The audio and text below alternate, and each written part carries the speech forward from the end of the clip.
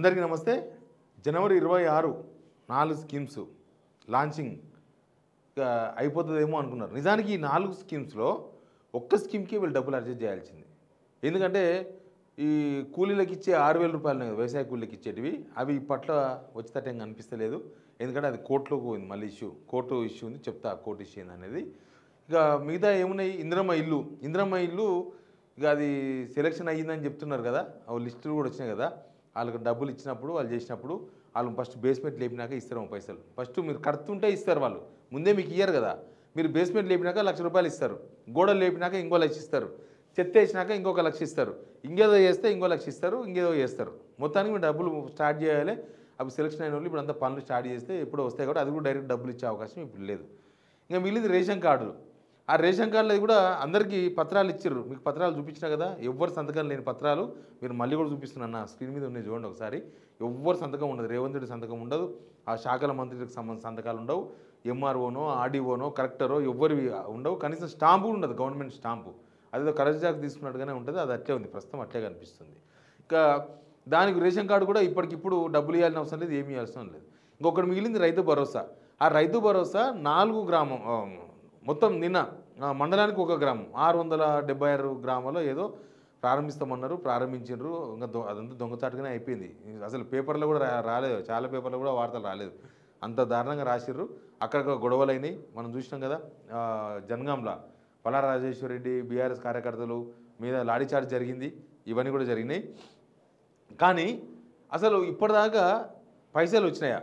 కనీసం వీళ్ళు ఎక్కడైతే స్టార్ట్ చేసిండ్రో రైతు భరోసా అందరికీ రాదంట. నేనుండి ఇంకా స్టార్టర్ సరే మిగతా స్కీమ్స్ అంటే స్టార్ట్ చేసిన విలేజ్లో వస్తుందేమో, కానీ రైతు భరోసా అందరికి వస్తుంది కదా, ఇంకా రైతులంతా ఒకటే కదా అనుకుంటే కాదంట. 575 కోట్లు రిలీజ్ చేసిరంట. 575 కోట్లే.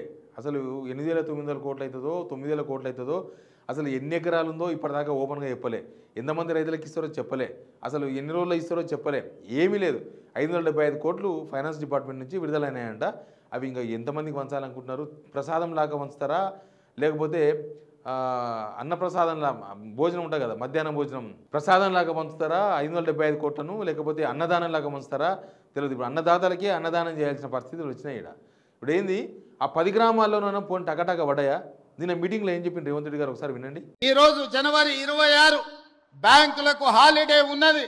రాత్రి 12 గంటల తర్వాత ప్రతి రైతుకు, రాష్ట్రంలో ఉన్న వ్యవసాయ భూమి ఉన్న ప్రతి రైతుకు రాత్రి 12 గంటల తర్వాత ప్రతి ఎకరాకు 6,000 రూపాయలతోని మీ ఖాతాల్లో మీ నగదు టకీమని పడే విధంగా ఈరోజు కార్యక్రమాన్ని తీసుకున్నాం. విన్నారు కదా. దీని తర్వాత ఇంకొక వీడియో కూడా ఉంది. అది వితిన్ 20 మినిట్స్లో నేను మాట మార్చి మళ్ళీ మార్చి 31 వరకు అన్నాడు. ఈ వీడియో వింటేనేమో ఇంకా మనకు జనవరి 26 దాటి 27 అడుగు పెట్టగానే పడాలి, అందరికి పడాలి. ఈ ప్రారంభించిన విలేజ్లే కాదు. కానీ మళ్ళీ తర్వాత మార్చి 31 అన్నాడు కదా, అయిపోయింది, అక్కడనే క్లోజ్ అయిపోయింది. ఈ రైతు భరోసా రాకపోయేసరికి పాత వీడియో ఒకటి తెర మీదకి వచ్చింది. బట్టి విక్రమార్క ఎలక్షన్స్ ముందర అయిపోయిన వీడియో వినండి ఒకసారి. మీ ఇంటికి తీసుకొని వచ్చి మీ ఇంట్లో వివరాలు రాసుకొని ఈ కార్డు మీ ఇంట్లో ఇచ్చి రావటం జరుగుతుంది. ప్రతి ఇంటికి ప్రతి కాంగ్రెస్ కార్యకర్త వచ్చి ఈ కార్డు ఇస్తాడు. దయచేసి నేను ప్రజలందరికీ విజ్ఞప్తి చేసేది ఏంటంటే, ఈ కార్డు చాలా అత్యంత విలువైనది. ఈ గ్యారంటీ కార్డుని అత్యంత భద్రంగా భద్రపరచుకోండి. 3 నెలలు జాగ్రత్తగా దీన్ని కాపాడుకోండి. మా ప్రభుత్వం రాగానే, మీరు ఈ గ్యారంటీ కార్డు తీసుకొని రాగానే అందరికీ 100 రోజుల్లో దీన్ని అమలు చేసేటువంటి కార్యక్రమం చేయబోతా ఉన్నాం. ఇక రేవంత్ రెడ్డి టకా వీడియోలు మీకు పైసలు వచ్చేస్తే ఆయన వరకు రైతులు అందరూ సెల్ ఫోన్ చూసుకుంటూ కూర్చున్నారు. జగిత్యాల జగిత్యాలలో రైతులందరూ కలిసి ఒకసారి సెల్ ఫోన్ ఎట్లా చూస్తున్నారు చూడండి, ఎంత మంచిగా చూస్తున్నారు. నీకు పడాయా అని చూసుకుంటారు. ఇంకొకటి కేసీఆర్ ఏమో టింగ్ టింగ్ అని పడాయి అన్నాడు కదా, దాన్ని కాపీ కొట్టిండ్రు. కాపీ కొట్టి టకా అన్నారు. సరే కేసీఆర్ టింగ్ టింగ్ అన్నవి పడ్డాయి, కానీ ఇలా టక అన్నవి పడతలేవు. అది ప్రాబ్లం, ఇక్కడ ఉన్న ప్రాబ్లం. ఇవి 575 crores రూపీసే ఎవరి ముక్కులో పెడతారు అని అడుగుతున్నారు చాలామంది. అసలు ఎవరికి ఇస్తారు ఈ పైసలు? ఎవరికి ఆ 10 మీరు ప్రారంభించిన గ్రామాలలోకి ఇస్తారా, లేకపోతే 1 ఎకరా నుంచి 1 గుంట నుంచి స్టార్ట్ చేసి ఇస్తారా? అసలు ఎవరికి ఇస్తారు? ఏది ఎక్కడుంది లెక్క? మీ దగ్గర లెక్కపత్రం ఏడుంది? ఒకవేళ 1 గుంట వాళ్ళకి ఇస్తే ఈరోజు 1 గుంట వాళ్ళకి పడాలి కదా, అందరికి పడాలి, రాష్ట్ర వ్యాప్తంగా 1 గుంట వాళ్ళకి పడాలి. లేకపోతే మీరు స్టార్ట్ చేసిన 675 గ్రామాలలో 1 ఎకరా నుంచి ఇచ్చి మొత్తం వాళ్ళకి అయిపోయిన తర్వాత మళ్ళీ మిగతా వాళ్ళకి అంతా అప్పుడు తర్వాత స్టార్ట్ చేస్తారా? అసలు మీరు ఎందుకు ఇదంతా పబ్లిక్ డొమైన్లో చెప్తలేరు? ఎవ్వరు చెప్తలేరు. వాళ్ళకి బాంఛానని తిరిగే మీడియా వాళ్ళు కూడా చెప్తలేరు. ఇంకా మనకు వాళ్ళు చెప్తే మనకు తెలుస్తుంది. ఆ బాంఛానని తిరిగే మీడియా వాళ్ళకన్నా చెప్తలేరు. కనీసం వాళ్ళని లీకులు రాస్తుండ్రు, ఇంతమందికి ఇస్తారు రాస్తారని. అంత క్వశ్చన్ మార్కే తప్ప ఈ టింగ్ టింగ్ టక్ ఒక్కటే కాపీ కొట్టింది తప్ప మిగతా అంతా కాపీ కొట్టే పరిస్థితుల్లో లేరు. మరి పడాలి కదా. నిన్నంటే ఆదివారం ఉన్నది పడలేదు. మరి సోమవారం నాడు కూడా బ్యాంకులు సెలవు ఉన్నాయి. ఏమన్నా అదేమన్నా పెద్ద కథనా? అంతా రెడీగానే ఉండే. ఒక్కటే క్లిక్ కొడితే వెళ్ళిపోతూనే ఉంటాయి. మనం చూడమా, మన ఫోన్లో కొడతలే, మనం ఒక పైసలకి వెళ్ళి దాంట్లో గూగుల్ పే పెట్టి ఒక పిన్ కొట్టినామంటే పోతూనే ఉంటాయి. అకౌంట్లో కూడా గట్లే ఉంటాయి. మరి ఎందుకు కొడతలేరో, ఎందుకు పోతలేదో, వీళ్ళ దగ్గర క్లారిటీ ఏముందో. అసలు ఒక్క మినిస్టర్ సప్లై చేస్తలేడు. చూసిండ్రా? ఒక మినిస్టర్ కానీ ఒక ఎమ్మెల్యే కానీ మామూలుగా జబ్బలు దరుచుకుంటారు కదా. మనం చూలే దావోస్ పోయించిన ₹1 వచ్చింది లేదు. పోయిన సంవత్సరం పోయించినవి తెచ్చింది లేదు ఇప్పటిదాకా. కానీ మొత్తం జబ్బలు దరుచుకొని ఇక మొత్తం హడావిడి చేసిరి. మళ్ళీ ఈ విషయంలో ఎందుకు హడావిడి చేస్తలేరు? రుణమాఫీ విషయంలో కూడా హడావిడి చేసిర్రు. ఆగస్టు 15 నాడే మొత్తం చక్రం తిప్పి అనుకుంటే రైతులు చక్రం తిప్పిర్రు. ఇప్పుడైనా కనీసం ఒక భరోసా ఎగగొట్టిర్రు. రాజగోపాల్ రెడ్డి చెప్పిండు కదా డుమ్కీ కొట్టిందని. ఆ డుమ్కీ వంగ మిగతాది ఇప్పుడైనా చేసుకోవాలి కదా. మనం ఇప్పుడైనా ఇచ్చేది ఏదో పర్ఫెక్ట్గా ఇవ్వాలి కదా. నేను వ్యవసాయ కూలీల గురించి చెప్తా. వ్యవసాయ కూలీలకు కూడా అంతే. ఎవరికి ఇస్తారు, ఎంతమందికి ఇస్తారు, ఆ ఊరోళ్ళకి ఇస్తారా, బయట ఊళ్ళకి ఇస్తారా, అందరికి ఇస్తారా, ఒకసారి ఇస్తారా, రోజు ఇంత ఇస్తారా, ₹6,000 రోజుకు 600 పంపిస్తారా, ఏమి ఇస్తారో తెలియదు. కానీ హైకోర్టులో ఒక ఆయన గవినోల శ్రీనివాస్ అని నారాయణపేట రైతు ఫార్మర్ పోయిండు.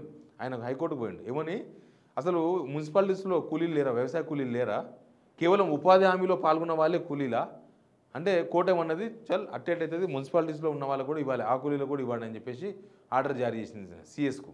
ఇంకా దాని మీద మళ్ళీ ప్రభుత్వం కౌంటర్ ఇస్తుందో నాకు తెలిసి అది తేలిందాక ఉపాధి హామీ కూలీ వాళ్ళకు రూపాయి కూడా రాదు.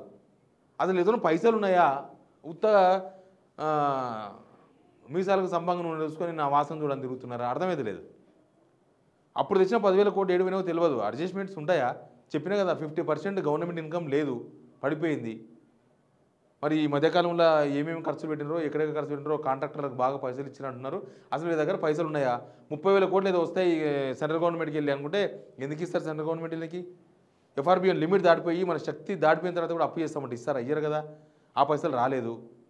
ఆ భూములు కూడా పెట్టిన పైసలే 10,000 కోట్లు వచ్చినాయి, అంతకు మించి ఏం రాలేదు. మరి పైసలు ఉండి ఈ లెక్కలను చేస్తున్నారా? పైసలు లేక ఏదో ఒకటి ఇచ్చిన మమ అనిపించే ప్రయత్నం చేస్తున్నారా? ఎందుకు దాగుడు మూతలు ఆడుతున్నారు? రైతులతోనా, ప్రజలతోనా? మీకు ఓట్లు వేసిందే గ్రామీణ ప్రాంతాల్లో, కాంగ్రెస్కి ఓట్లు వేసింది. హైదరాబాద్లో వేయలే మీకు ఓట్లు. మీరు ఎమ్మెల్యేలంతా అక్కడనే గెలిచారు. ఎమ్మెల్యేలు ఇప్పుడు ఎక్కడ తిరగలేని పరిస్థితిలో ఉన్నారు.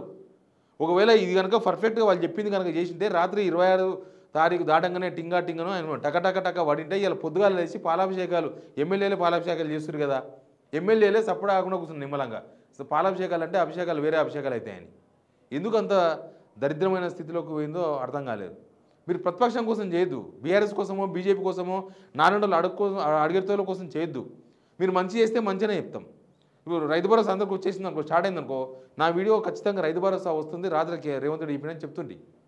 మరి పడింది పడలేదని చెప్పాలి కదా, పడితే పడతానని చెప్తుంటే. Please subscribe signal TV.